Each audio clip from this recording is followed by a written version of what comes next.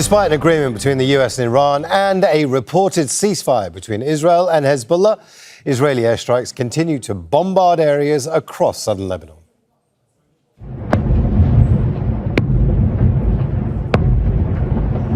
This was the scene in Nabatieh overnight, where there have been dozens of strikes and artillery fire, and at least 5 people have been killed on Saturday so far. The US-Iran agreement insists the fighting must stop on all fronts, including Lebanon. But Israeli troops have continued to expand their occupation of southern Lebanon.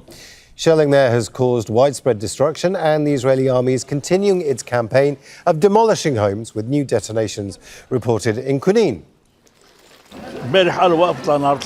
Yesterday, they said there is a ceasefire. We went to the south. At 4 o'clock, we left here. Today, at 6 o'clock, we were back here. The shelling spared no one. Everyone fled. Who do I trust? Trump? No, I don't trust Trump. Only if our people tell us go, that's it. There's nothing anymore, then we'll go. We'll only listen when the parliament speaker or Hezbollah tells us there's a ceasefire.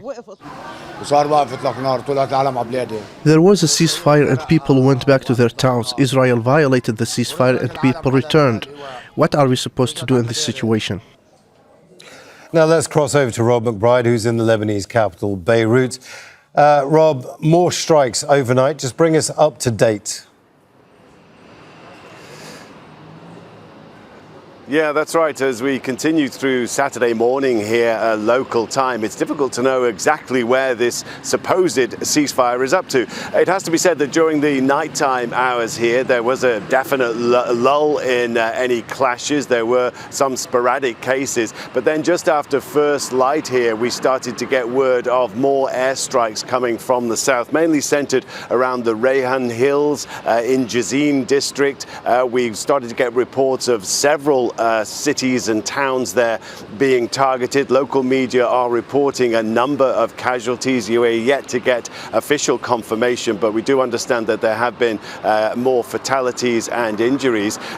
During the night time, there was a relative lull, as I say, but then it has been, to say the least, a very shaky implementation of this ceasefire. Soon after the ceasefire was announced late on Friday between Hezbollah and Israeli forces, there were reports of continued airstrikes, especially around the Nabatieh area. Authorities there claim that at least 12 Israeli airstrikes were carried out after the ceasefire was apparently in place. There were also reports of serious clashes around the Ali Al-Tahir, strategically important heights there, again between apparently advancing Israeli forces and Hezbollah fighters who said that they were trying to repel advances by the Israelis. So we do have claims and counterclaims, but it is difficult on this Saturday to see exactly where things are up to compared to the uptick in the number of strikes back and forth on Friday. We have not reached those kind of levels yet, but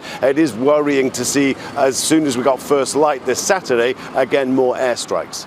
I mean, that ceasefire came into effect at 14 GMT on Friday. We're looking at pictures now from the morning as well and the aftermath of those strikes. They still continue to happen, Rob. So what's the impact here on the memorandum of understanding of the ceasefire, of the situation generally?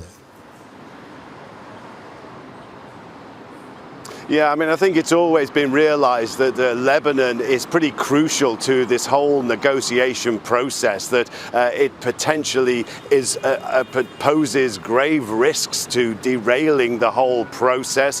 We know that, but then the last 24 hours or so has been a reaffirmation of that. It has caused a flurry of activity, as it seems that various stakeholders, various parties have tried to keep things on track. We had a phone conversation between Joseph Aoun, the president of Lebanon, with Marco Rubio, the US Secretary of State, with the president of Lebanon complaining about what they've described as this dangerous escalation by the Israelis. We've had Marco Rubio reassuring Lebanon about its sovereignty and its territorial integrity, which is trying to reassure people here. But then also we know that the American officials have been talking to Tehran Iran to try to exert pressure on Hezbollah to agree to the ceasefire rather than the authorities in Beirut. So it does point up the relative influence that these two governments have over Hezbollah.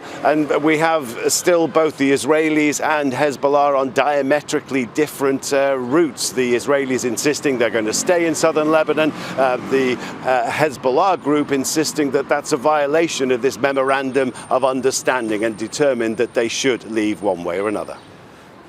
Rob McBride, live for us there in Beirut. Thank you.